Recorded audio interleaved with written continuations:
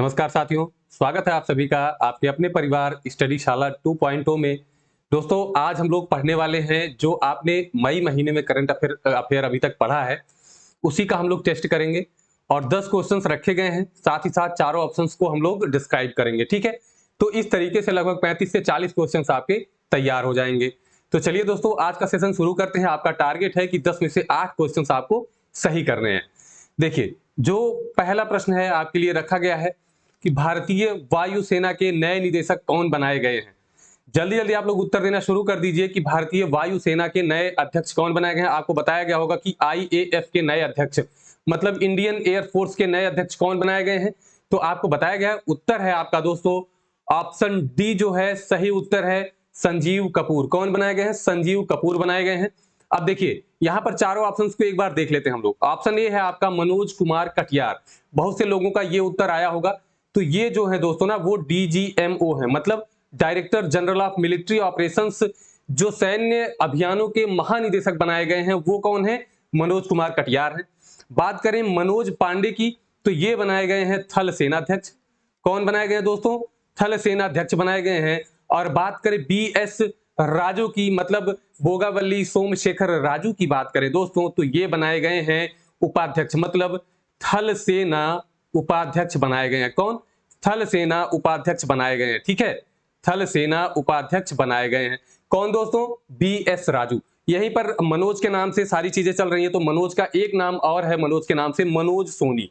क्या नाम है दोस्तों? मनोज सोनी। और ये क्या बनाए गए हैं? तो ये यूपीएससी के अध्यक्ष बनाए गए हैं। कौन? मनोज सोनी बनाए गए हैं यूपीएससी के अध्यक्ष। दोस्तों देखिए, एक क्वेश्चन में आपके कितने क्वेश्चन तैयार हो गए? लगभग 5 क्वेश्चन आपके तैयार हो गए, ठीक है। चलिए अगले प्रश्न की ओर बढ़ते हैं। हमारा दूसरा प्रश्न है कि 12वीं हॉकी इंडिया सीनियर महिला राष्ट्रीय चैंपियनशिप, हॉकी इंडिया सीनियर महिला राष्ट्रीय चैंपियनशिप का आयोजन कहां किया जा रहा है?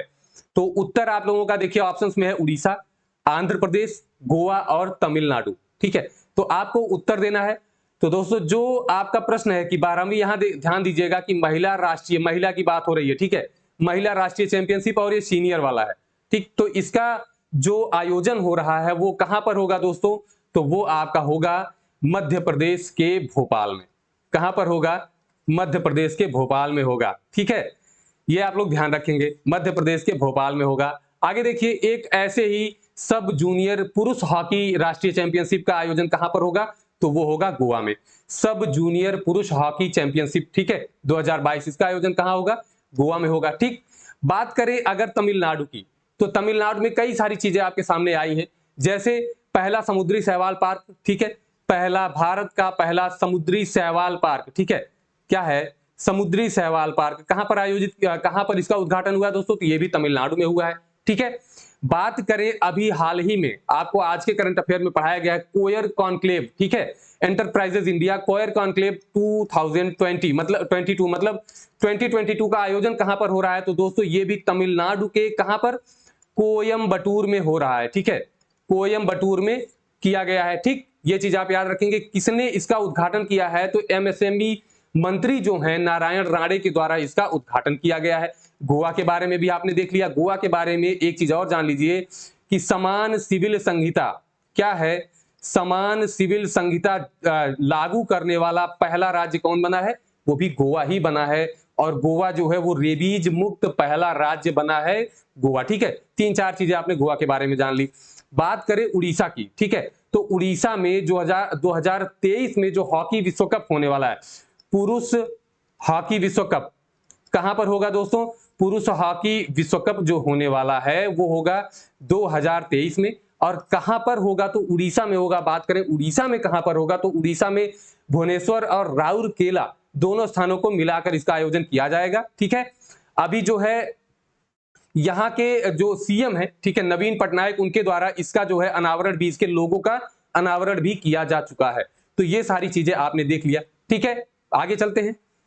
आपका अगला प्रश्न है कि भारत का पहला flow chemistry technology hub, flow chemistry technology hub के बारे में मैंने बताया था कि इसमें क्या होता है। इसमें केमिस्ट्री लैब में जो चीजें उपयोग में लाई जाती हैं, जैसे परख नली है, बीकर्स वगैरह हैं, पाइप्स हैं, ये सारी चीजें जो बनाई जाती हैं, उन्हीं को लेकर के एक फ्लो केमिस्ट्री टेक्नोलॉजी हब का उद्घाटन किया गया है। आप लोग बताएं दोस्तों, कि कौन सा उत्तर इसमें सही है। ठीक है, तो देखिए फ्लो केमिस्ट्री टेक्नोलॉजी हब की बात हो रही है, तो आपका उत्तर जो सही है दोस्तों देखिए हैदराबाद तेलंगाना। कौन सा उत्तर सही है?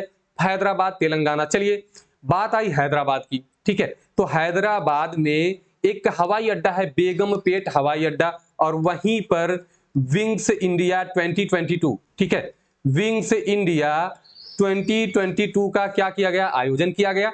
और इसका विजेता कौन बना? तो बेंगलुरु का एक हवाई अड्डा है केम्पेगौड़ा अंतरराष्ट्रीय हवाई अड्डा, तो वही बना है इसका विजेता। ठीक है, एक चीज और जान लीजिए कि स्टैचू ऑफ इक्वालिटी कहां पर स्थापित की गई है?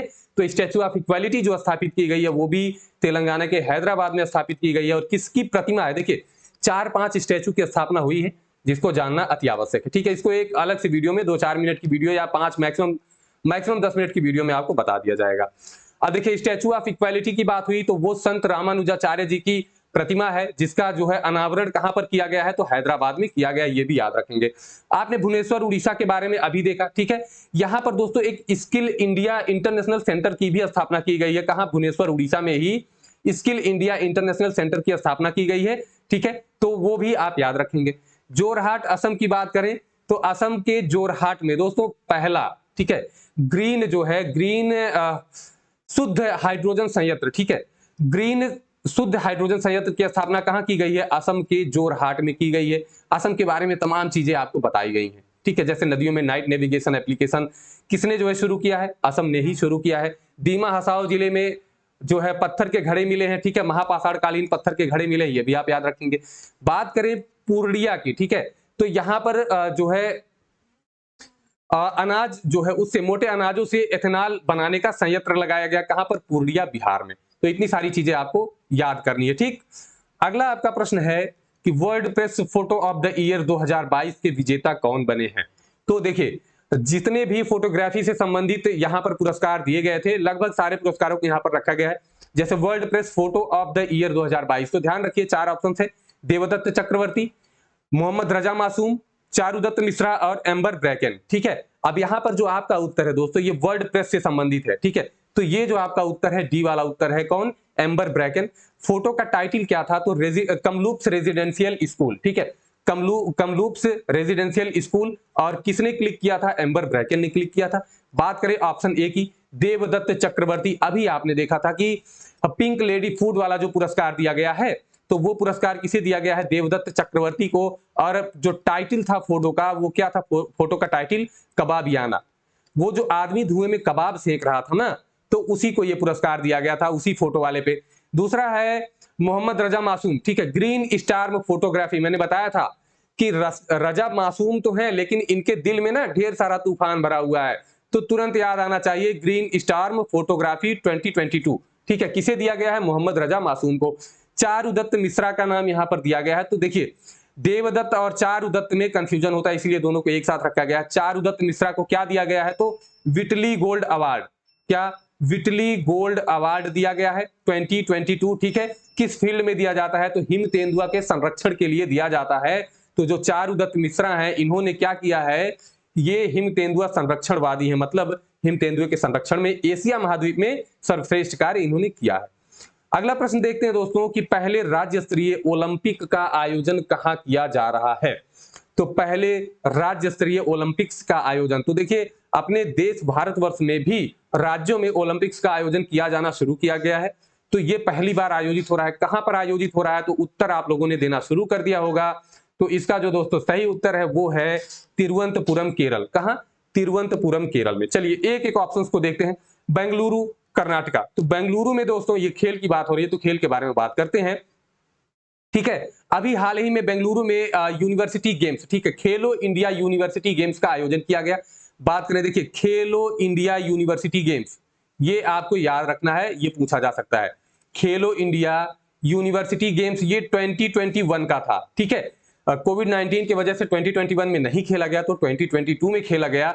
अभी देखिए अगर पूछे कि वहां पर कहां, तो ये जैन यूनिवर्सिटी इसका आयोजन कर रही थी। कौन? जैन यूनिवर्सिटी ने इसका आयोजन किया। कहां पर दोस्तों? तो बेंगलुरु के कांतिरवा स्टेडियम में। बेंगलुरु के कांतिरवा स्टेडियम में इसका आयोजन किया गया। बात करें कि विजेता कौन बना, तो जैन यूनिवर्सिटी ही विजेता बनी है। ठीक है, दूसरे पर रही है लवली प्रोफेशनल यूनिवर्सिटी पंजाब की, और तीसरे नंबर पर पंजाब यूनिवर्सिटी रही है, जो कि पंजाब की यूनिवर्सिटी है। ठीक है, मलप्पुरा केरल की बात करें तो यहां पर जो संतोष ट्रॉफी का आयोजन किया गया था, संतोष ट्रॉफी 2022, ठीक है, ये कहां पर खेला गया? तो मलप्पुरा केरल में खेला गया। इसका विजेता कौन बना? तो वो भी केरल ही बना। किसे हराकर?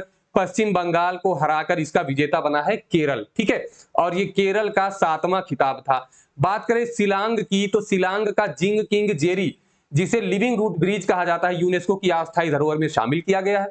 और मेघालय के जो राज्यपाल हैं, क्या नाम है उनका? सत्यपाल मलिक। ठीक है, उन्हें संत नामदेव पुरस्कार 2021 से सम्मानित किया गया है, ये भी आप याद रखेंगे। और यहीं पर टेबल टेनिस चैंपियनशिप का भी आयोजन किया जाना है, कहां पर? शिलांग में।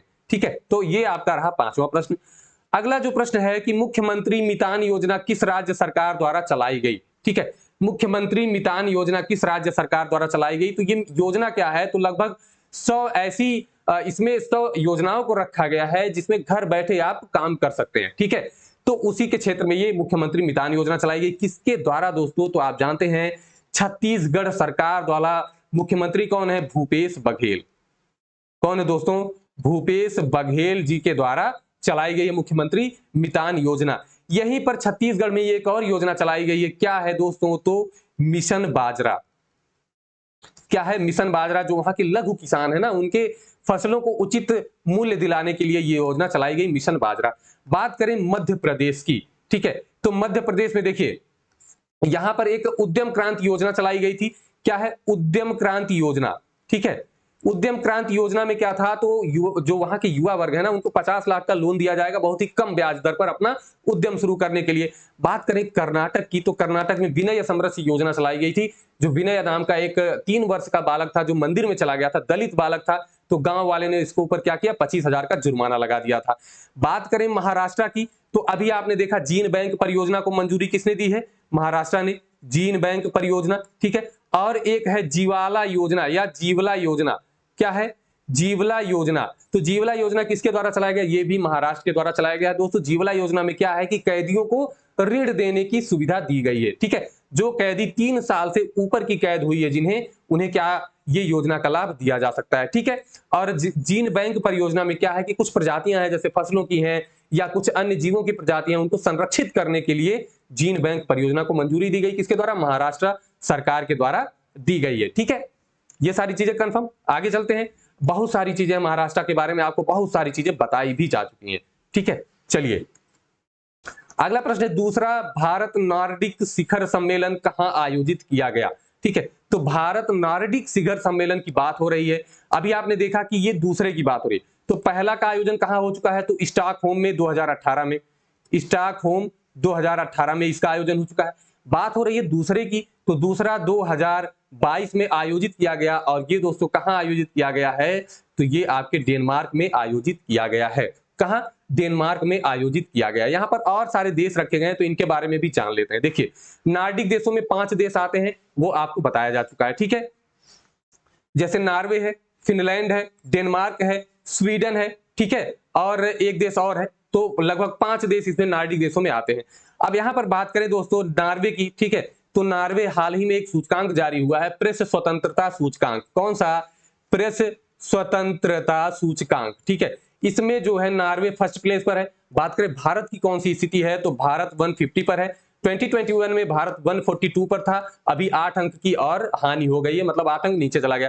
फिनलैंड की बात करें तो अभी विश्व प्रसन्नता सूचकांक, क्या है? विश्व प्रसन्नता सूचकांक में दोस्तों इसमें देखिए फिनलैंड पहले स्थान पर लगातार 5वीं बार रहा।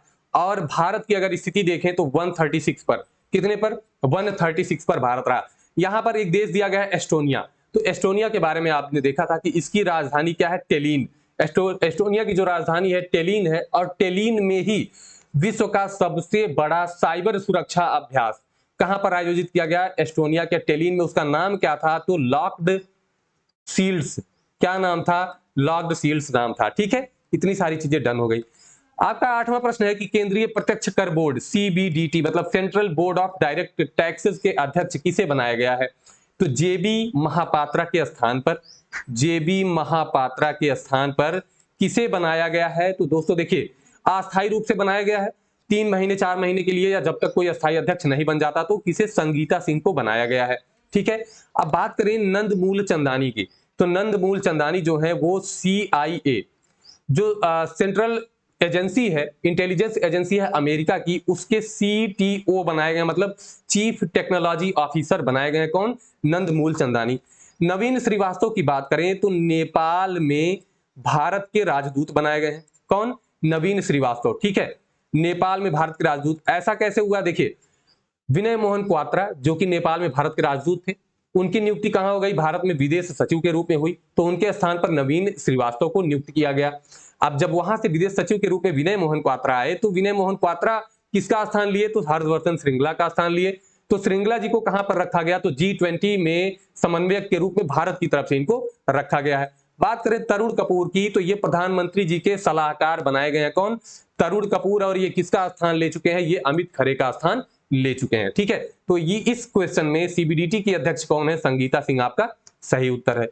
अगले प्रश्न पर चलते हैं। आपका 9वां प्रश्न है कि स्वास्थ्य शिखर सम्मेलन 2022, ठीक है, इसका आयोजन कहां पर किया गया? आपके सामने ऑप्शन है टोक्यो, केवड़िया, नई दिल्ली और किशनगढ़। तो आपका जो सही उत्तर होगा दोस्तों वो क्या है? बी वाला उत्तर है, केवड़िया। कहां पर केवड़िया? केवड़िया कहां है? गुजरात में है। और आप जानते हैं यहीं पर स्टैचू ऑफ यूनिटी की भी स्थापना की गई है, केवड़िया में ही। ठीक है, केवड़िया रेलवे स्टेशन का नाम बदलकर क्या कर दिया गया है? तो एकता नगर रेलवे स्टेशन कर दिया गया। देखिए, क्वाड देशों का जो शिखर सम्मेलन हुआ है वो कहां पर? टोक्यो में हुआ है। ठीक है, नई दिल्ली की बात करें, यहां पर शिक्षा शिखर सम्मेलन क्या आयोजित किया गया? शिक्षा शिखर सम्मेलन 2022 का आयोजन किया गया। कहां? नई दिल्ली में। और अध्यक्षता किसने की? तो धर्मेंद्र प्रधान जो कि शिक्षा मंत्री हैं वर्तमान समय में। यहां किशनगढ़ का नाम रखा गया। तो किशनगढ़, देखिए किशनगढ़ एयरपोर्ट क्या है? किशनगढ़ एयरपोर्ट। ठीक है, ये क्यों चर्चा में है? तो ये है राजस्थान में। और यहां पर दोस्तों जो हमारे यहाँ की स्वदेशी नेविगेशन प्रणाली बनाई गई है, क्या नाम है उसका? गगन।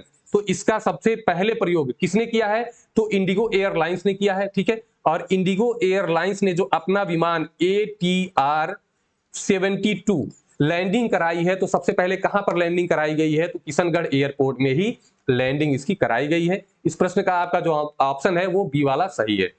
चलिए, आज का आखिरी प्रश्न, 10वां प्रश्न है। आप लोग अपना जो है स्कोर कमेंट बॉक्स में देना शुरू कर दीजिए दोस्तों। ठीक है, विश्व खाद्य पुरस्कार 2022 के विजेता कौन बने हैं? ठीक है, ये क्वेश्चन आपको आज या कल में ही बताया गया है। ठीक है, तो विश्व खाद्य पुरस्कार के विजेता आपके सामने नाम है रानी ओ सुलिवन, ठीक है, सिंथिया रोसेंजबेग, किशोर कुमार दास और डेनिस पार्नेल सुलिवन या डेनिस पी सुलिवन। ठीक है, तो आपका जो सही उत्तर है दोस्तों वो है सिंथिया रोसेंजबेग। क्या है? सिंथिया रोसेंजबेग।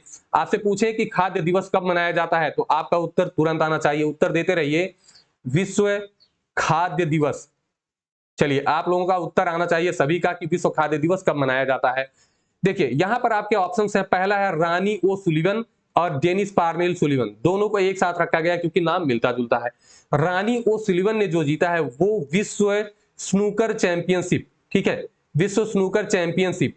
बहुत से लोग होंगे जो चैंपियन स्नूकर के बारे में नहीं जानते होंगे। ठीक है, तो एक जो टेबल होता है उस पर ग्रीन मैट बिछा होता है, उस पे गेंद रखी होती है और गेंद को स्टिक से मारकर जो उसके चारों कोने में टेबल के छेद बने होते हैं उसी में उसको डालना होता है। ठीक है, तो ये होता है आपका स्नूकर। ठीक है, और ये जीता है किसने? विश्व स्नूकर चैंपियनशिप जीता है रानी ओ सुलिवान ने। सिंथिया रोसेंजबेग आपने देख लिया।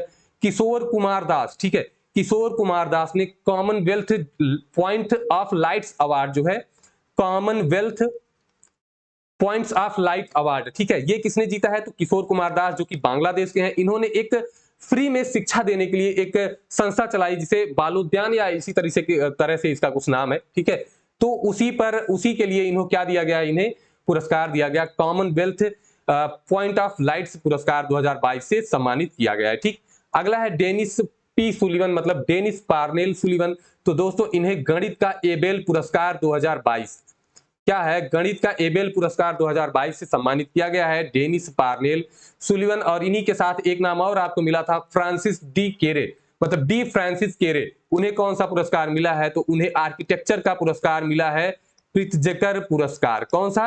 प्रित्जकर पुरस्कार मिला है। ठीक है, ये प्रित्जकर है जो कि आर्किटेक्चर में दिया जाता है, पुलित्जर नहीं है दोस्तों। पुलित्जर जो होता है वो पत्रकारिता में दिया जाता है, ये है प्रित्जकर, तो आर्किटेक्चर का पुरस्कार होता है। ठीक है, अपना जो भी स्कोर आपने दिया है जितने भी आपने सही किए उसका स्कोर जो है कमेंट बॉक्स में आप लोग फटाफट से देना शुरू कर दीजिए, ठीक है। और जितने भी हमारे दोस्त हैं जिन्होंने 8 से ऊपर सही कर लिया है, उन सभी का स्कोर एकदम जबरदस्त है, ठीक है। तो चलिए फिर इसी तरह की करंट अफेयर की क्लास के साथ मिलेंगे आपसे। तब तक के लिए दोस्तों नमस्कार, धन्यवाद, जय हिंद। अपना स्कोर कमेंट बॉक्स में आप लोग देते रहिए।